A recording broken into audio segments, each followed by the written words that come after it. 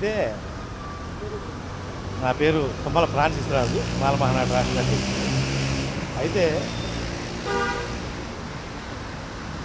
ఇది ప్రభుత్వ వైఫల్యం. మొదటగా ప్రభుత్వ వైఫల్యం అంటే పోలీసు వారికి ఇంటెలిజెన్స్ ఉంది కదా. ఉగాది పండగకి వెళ్ళాడు రఘురామకృష్ణరాజు, ఆ స్థలానికి ఉగాది పండగకి వెళ్ళాడు. శ్రీరామనవమికి వెళ్ళేటప్పుడు ఒక 200 మంది కార్యకర్తల్ని, జనసేన కార్యకర్తల్ని, స్పెషల్ సెక్యూరిటీ ఫోర్స్ని, పోలీసు వారిని తీసుకుని ఒక 200 పోలీసుని తీసుకెళ్ళాడు.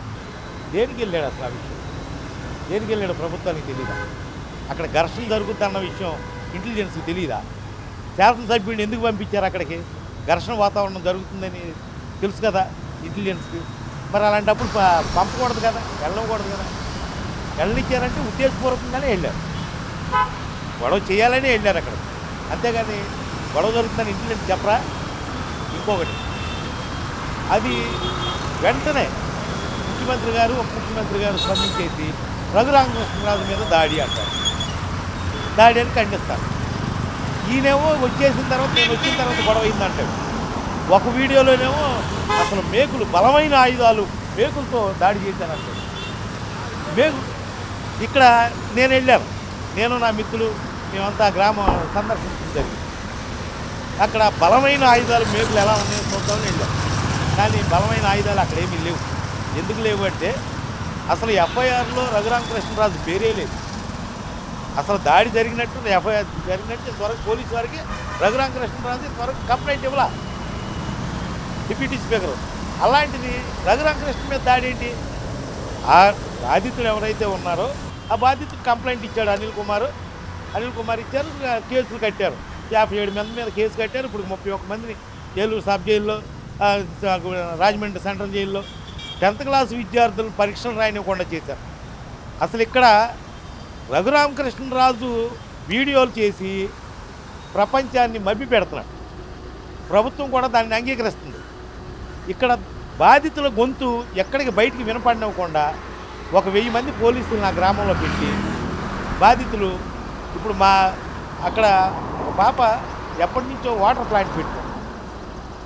ప్లాంట్ పెట్టుకుంటే మొన్న వెళ్ళిన తర్వాతే ఫుడ్ ఇన్స్పెక్టర్స్ వచ్చి వాటర్ బాగోలేదని వాటర్ ప్లాంట్ పగలగొట్టేశారు. వాటర్ ప్లాంట్ పగలగొడుతుంటే కూడా వీడియో తీస్తుంటే కేసు పెట్టారు.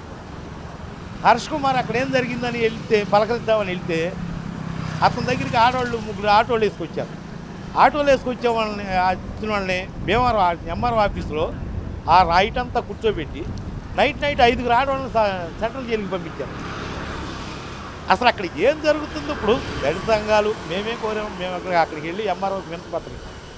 దళిత సంఘాలు, ప్రజా సంఘాలు, అక్కడ ఉన్న అధికారులు అందరూ కలిసి నిధి నిర్ధారణ కమిటీ లేదు, సిట్టింగ్ చేయడంతో న్యాయ విచారణ జరిపిద్దాం, వెళదాం. అక్కడ ఏం జరుగుతుందో బయట ప్రపంచానికి తెలియాలి కదా. అక్కడ రఘురామకృష్ణరాజు చెప్పేదంతా అబద్ధం అండి. ఇక్కడ హిందువులు గొంతెనం గుడి కట్టాలనేది ఒక వర్గం, రామాలయం కట్టాలనేది బయట వ్యక్తులు, ఆ గ్రామస్తులు కాదు. ఇప్పుడు ఆ రామాలయానికి కరెంటు బిల్లు కడుతున్నప్పుడు కూడా ఆ గ్రామస్తులు కాదు. ఇది వాస్తవం. అసలు రామాలయం కట్టాలి అనేది ఆ గ్రామస్తుల కోరిక కాదు. ఇదంతా బయట కోరిక, బయట వ్యక్తులే. వాళ్ళు హిందూ పరిషత్ వాళ్ళు అవ్వచ్చు, ఇంకొకళ్ళు అవ్వచ్చు, హిందూ భావజాలంతో వాళ్ళు కట్టుకుంటారు, తప్పులేదు. కానీ అక్కడే కట్టాలని రఘురామకృష్ణరాజు దానికి ఆద్యం పోస్తున్నాడు. అంతేగాని ఇది క్రైస్తవుల మీద దాడి, క్రైస్తవులు మా మీద దాడి చేశారని అసలు క్రైస్తవులకు పాత్రే లేదు. అసలు ఇక్కడ క్రైస్తవులకి పాత్రే లేదు. నువ్వు చర్చిలకి నిన్న ఈస్టర్ పండగ కానుకగా వాళ్ళకి 113 చర్చిలు పడగొట్టమని నోటీసులు ఇచ్చావు.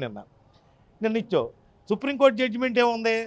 రహదారులకి ఏదన్నా జనావాసాలకు అడ్డం వస్తే చర్చి అయినా, మసీద్ అయినా, గుళ్ళు అయినా పడగొట్టమని ఉంది. నువ్వు పడగొడతావు, చర్చిలు పడగొడతావు, రేపు గుళ్ళు పడగొడతారు. ఏముంది దానికి? పెద్ద విషయం కాదు.